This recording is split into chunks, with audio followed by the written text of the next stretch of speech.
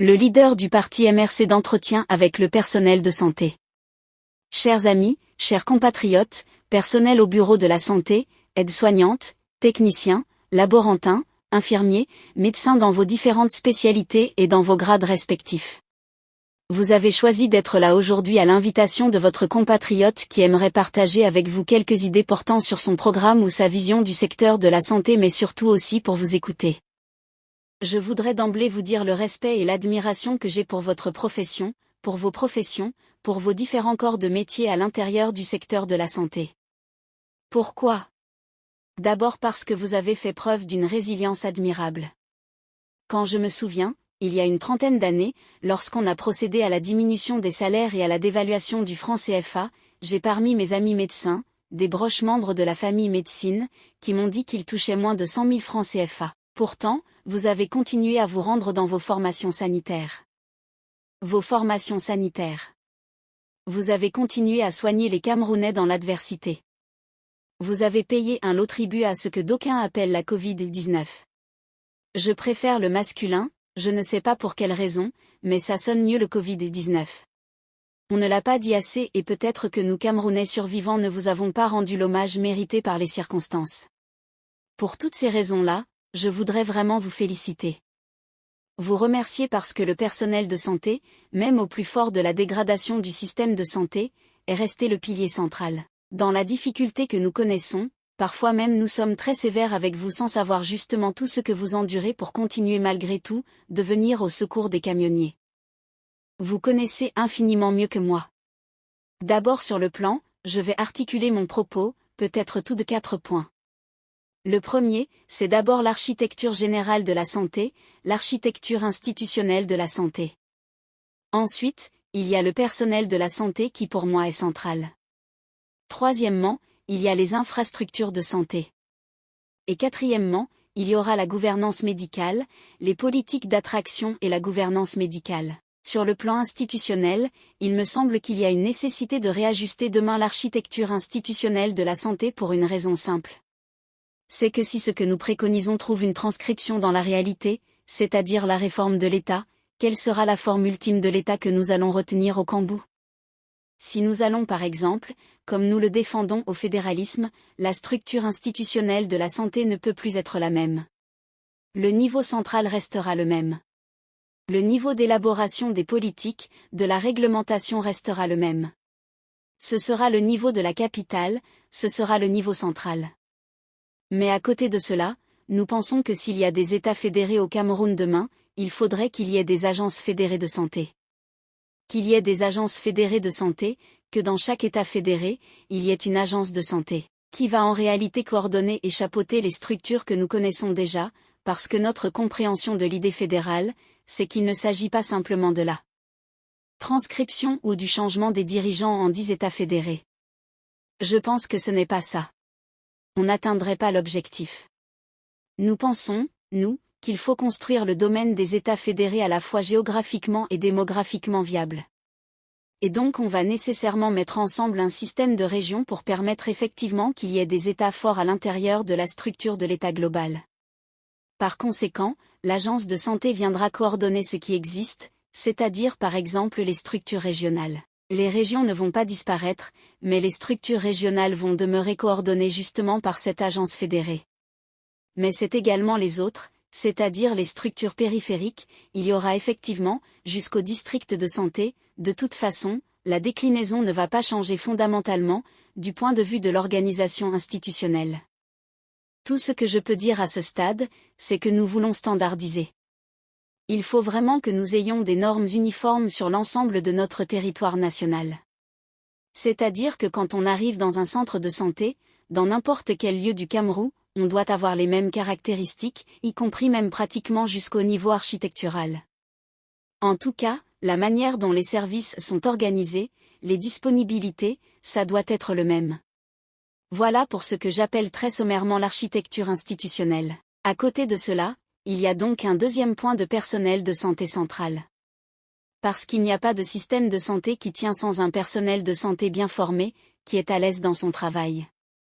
Vous aimez votre travail, mais il faut qu'on vous mette à l'aise dans votre travail. C'est deux choses différentes.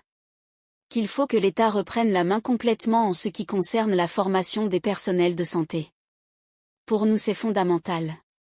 Même s'il doit y avoir une articulation entre le niveau central et le niveau des États fédérés, il faut que les structures publiques reprennent la main en ce qui concerne la formation des personnels de santé.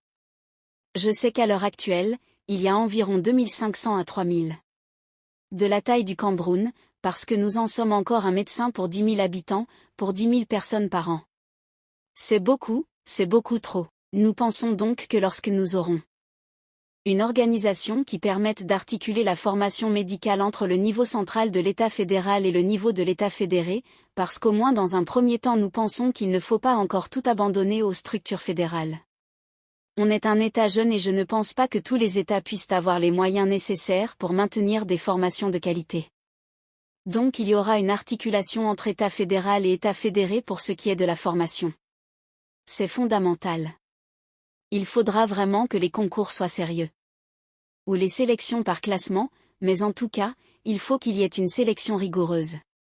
Nous avons eu quand même pendant longtemps, si vous êtes là c'est parce que vous avez été bien formés. Et je regarde avec beaucoup d'inquiétude les jeunes qui sortent de certaines structures de formation aujourd'hui. Il s'agit de notre vie à nous tous, vous-même du personnel médical. Si vous tombez malade, ce n'est plus vous qui êtes au contrôle de vous-même, c'est un autre collègue, mais s'il est mal formé, on soit bien formé. Mais s'il y a un secteur avec lequel on ne triche pas, c'est celui de la santé. S'il y en a un seul, à la limite vous pouvez rattraper chez un faisant un élève qui a été mal formé à la base. Mais un médecin qui a été mal formé, il a déjà causé une catastrophe. Donc là on ne doit pas tricher. On doit vraiment mettre ce qu'il faut. Et c'est pour cela que nous mettons un point d'honneur à dire que tout jeune Camerounais qui passe le concours d'entrée dans une école de médecine sera boursier du premier jour jusqu'à la sortie. À la seule, il perd sa bourse s'il redouble. Il faut quand même, on ne va pas encourager aussi. Mais dès l'entrée, dès la première année, il est boursier jusqu'à sa sortie. Évidemment, toujours dans le cadre de la formation, il faut multiplier. Peut-être accroître en tout cas les filières de spécialisation. Et à cet égard, nous pensons franchement qu'on ne peut pas parler de la formation, non seulement sans penser aux facultés de haut, aux écoles de métiers, mais surtout au CHU. Il faut de grands CHU. Centres hospitaliers universitaires. Il en faut vraiment de référence. Ou d'ailleurs vous allez articuler formation et recherche. Faites soin formation et recherche. Parce que nous ne pouvons pas. On ne fait plus la recherche médicale au cambrouis. Mais pourtant quand vous faites un petit saut en arrière, moi je me souviens quand on était à l'université, de temps en temps vous disiez tel professeur de médecine ou tel médecin a découvert ceci ou il fait telle chose. Il n'y en a plus parce qu'effectivement on a négligé l'aspect recherche. Et je pense que nous allons doter le pays de grands CHU pour que les médecins qui sont formés soient également grâce à cet encadrement-là, familier, il y avait la pratique médicale. Toujours dans le cadre de la formation, une des idées que nous proposons, c'est que vous avez constaté qu'à l'heure actuelle, l'arrière-pays souffre beaucoup. Il y a des parents, des patients dans l'arrière-pays qui n'ont jamais vu un médecin qui envoie un peut-être par hasard tous les 10 ans, je ne sais pas moi, à l'occasion de quelle campagne que l'on mérite. Ce n'est pas normal. Il est possible de faire autrement. Nous pensons que les jeunes médecins qui viennent de sortir, et même déjà avant la sortie, doivent faire une partie de leur stage dans l'Ariane-Pays, avec une prise en charge, de façon à ce que même les formations sanitaires les plus petites puissent voir passer un médecin. Et que ce ne soit pas un luxe qui est réservé aux grands centres urbains comme Douala, Yaoundé et les chefs de l'Union de région. Et à cet égard, un autre aspect, une autre valorisation du personnel de santé à notre avis passe par l'attention qu'on doit porter à leur statut social. Cela passe premièrement par la revalorisation de la rémunération du personnel de santé. Vous ne pouvez pas payer des médecins, même au-delà de la santé. Respectons quand même le nombre d'années d'études qu'il y a derrière. Vous ne pouvez pas payer des médecins au lance-pied. Vous ne pouvez pas payer des infirmiers au lance-pied. Vous ne pouvez pas payer parce que tout ce monde-là passe du temps. Abandonne leur famille quand ils font des gardes. Et je ne sais pas quel autre sacrifice. Donc on doit, s'il y a des secteurs sur lesquels il faut faire un effort, se concentrer pour améliorer les conditions d'exercice de la profession, c'est les médecins et les enseignants. J'ajoute à ces éléments, en dehors des pluies, mais le salaire même déjà de base pour être valorisé, hormis les pluies. Je pensais aussi. Mais ça je parle sous votre contrôle. Il serait de bonne politique de permettre à ceux d'entre vous qui ont acquis ou accumulé au fil des ans beaucoup d'expérience, professeurs de médecine ou spécialistes, même s'ils ne sont pas professeurs chez vous, de faire une chose qui se pratique ailleurs. N'inventons pas le fil à couper le beurre. C'est-à-dire qu'il y ait une part, pendant la semaine, il y a un certain nombre de jours accordés aux médecins, à ces grands spécialistes-là, pour faire des consultations dans les formations sanitaires publiées pour leurs propos.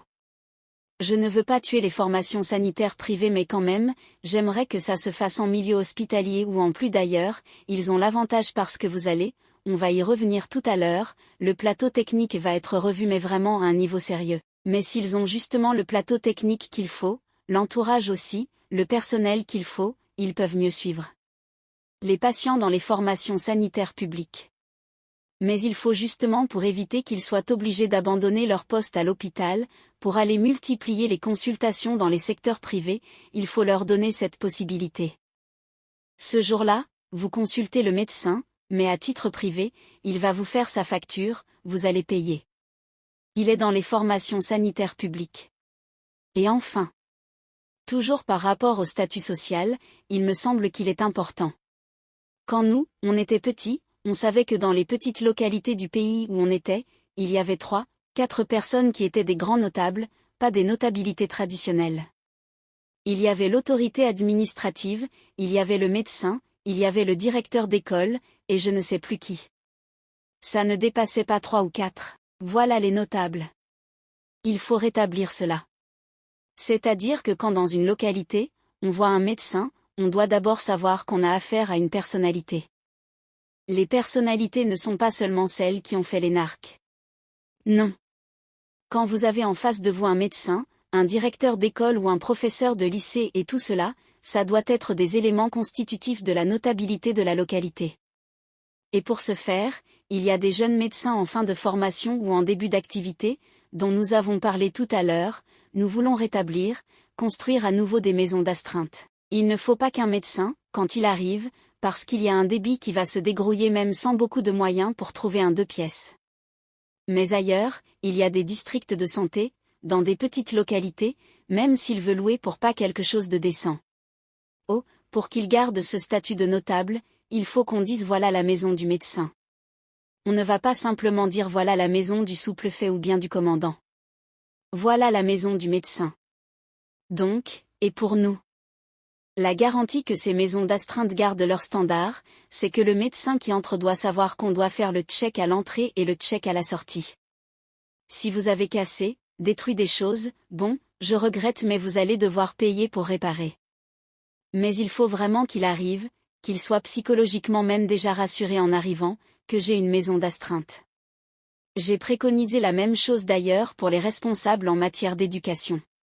C'est vraiment important. Un dernier point, pour ce qui est du personnel de santé, je voudrais que l'on réfléchisse et que vous réfléchissiez, peut-être pas tout de suite, mais lorsque si nous avons la bénédiction pour être en capacité de mettre cette vision en œuvre, que, au cours des états généraux que nous entendons organiser à cette occasion, nous ont réfléchi par exemple sur non seulement les cursus de formation, quelle est la durée vraiment que nous voulons.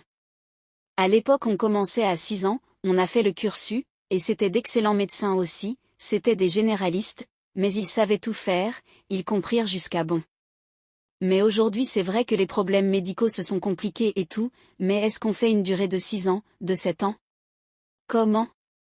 Voilà. Ensuite, comment est-ce qu'il est possible de faire des passerelles entre les professions, au sein du secteur du personnel de la santé, par exemple entre des équivalences entre infirmiers et médecins après un certain temps? Est-ce que c'est possible? Je crois que j'ai vu des choses comme ça ailleurs. Est-ce que c'est bon? Ce n'est pas tout ce qu'on a vu ailleurs. Ce n'est pas bon. Donc moi, j'y vais là sur la bonne des pieds. Il faut que ce soit le personnel de santé qui est le pharmaciste lui-même et qui nous dise quelle est la bonne direction en la matière. Voilà ce que je dirais pour le personnel de santé. Et je résume.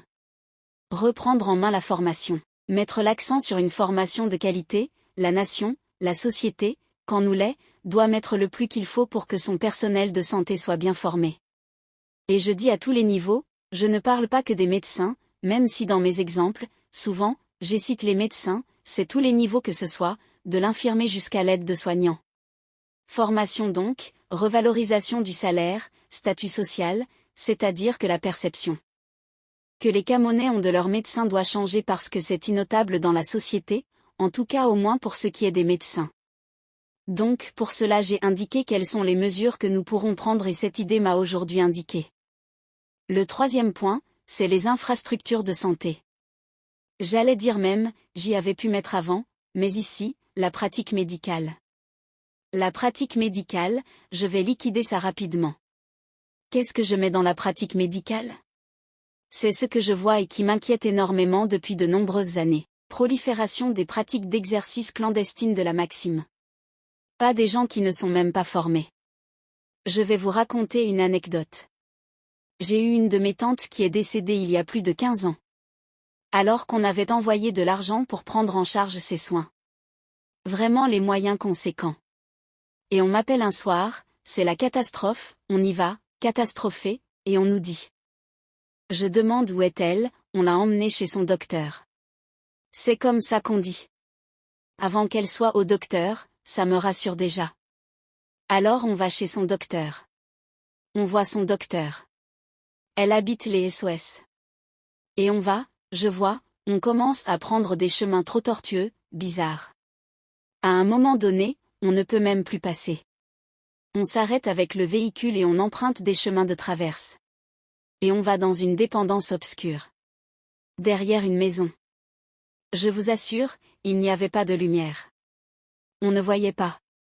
Et on entre et je vois tout le temps qu'il était. On a même de la peine à la distinguer sur le lit parce qu'il n'y avait pas de lumière et tout. Et alors, nous posons la question où est-on son médecin ? On pouvait savoir s'il y a des choses qui manquent, qu'est-ce qu'il faut faire et tout. Et on nous amène une personne. Je suis un individu qui a l'air de tout sauveur de médecin. On est prudent quand même, il ne faut pas offenser quelqu'un peut-être qu'il est médecin. On pose des questions, ses réponses ne sont pas convaincantes.